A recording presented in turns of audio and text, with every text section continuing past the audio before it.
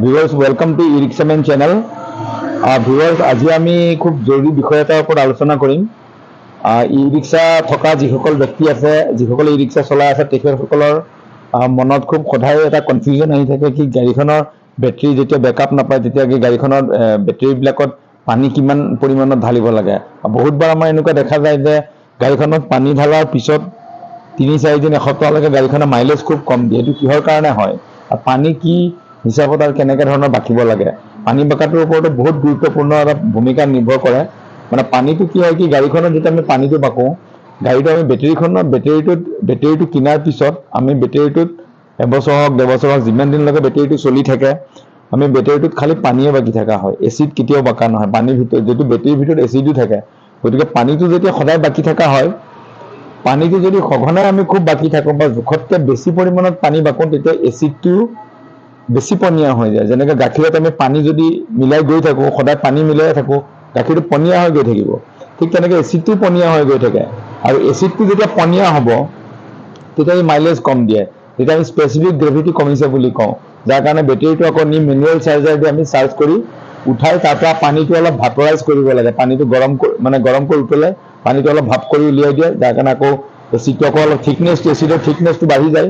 বাঢ়ি গ'লে সি আকৌ কাৰাপনটো আহি যায়, আকৌ বেকআপ লোৱা আৰম্ভ কৰে। এই প্ৰব্লেমটো খুব সঘনাই দেখা যাব বহুত সময়ত। আমি পানী যেতিয়া গাড়ীখনত বাকোঁ তেতিয়া আমি বহুতবাৰ লক্ষ্য নকৰোঁ, পানীটো হুৰুহুৰাই বাকি দিওঁ যিমানটোলৈকে বাকিব লাগে। একচুৱেলি বেটাৰীবিলাকত ওপৰৰ পৰা ইমানখিনি 2 ইঞ্চি বা 1.5 ইঞ্চি গেপ থকালৈকেহে পানী বাকিব লাগে, অযথা পানী বাকিব নালাগে।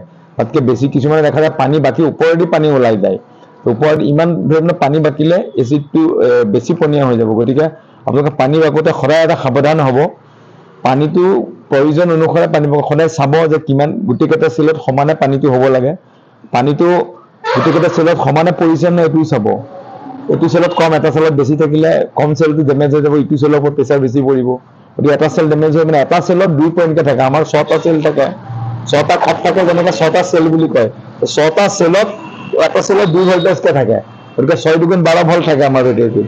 যদি এটা চেলো আপোনাৰ কিবা কাৰণত বেয়া হৈ যায়, 2 ভল্ট এটা কমি গ'ল, বেটাৰীটো 12 ভল্টৰ জেগাত 10 ভল্ট দিবহি।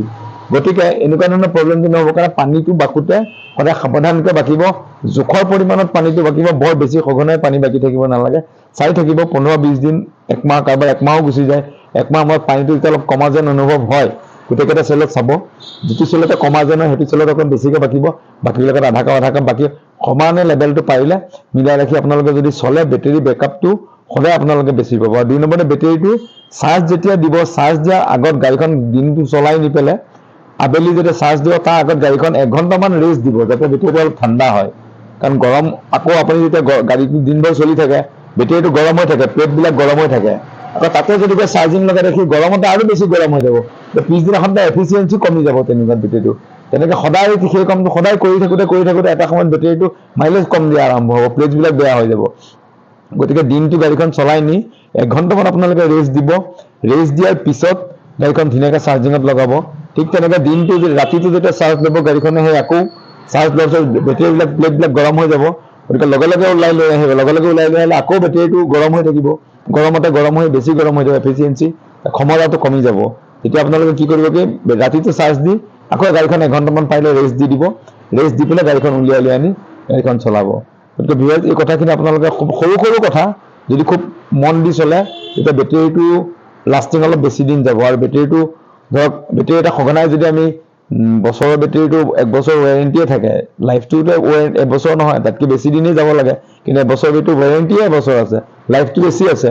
কিন্তু বেটাৰীটো যদি 1 বছৰতে বেয়া হৈ যায় 40,000 35,000 টকা আমাৰ 4টা বেটাৰী কিনিলে খৰচ পৰে। গতিকে ইমানখিনি পইচা যদি আমাৰ বছৰি গৈ থাকে বেটাৰী কিনোতে, তেতিয়াহ'লে আমিতো ধনী, গাড়ীৰ মালিকটো ধনী হ'ব নোৱাৰিব উল্টাই বেটাৰী দোকানীহে ধনী হৈ যাব। গতিকে এই সৰু কথা কিছুমান আপোনালোকে মন কৰি চলিব, সদায় ভাল লাইফ পাব বেটাৰীটোৱে।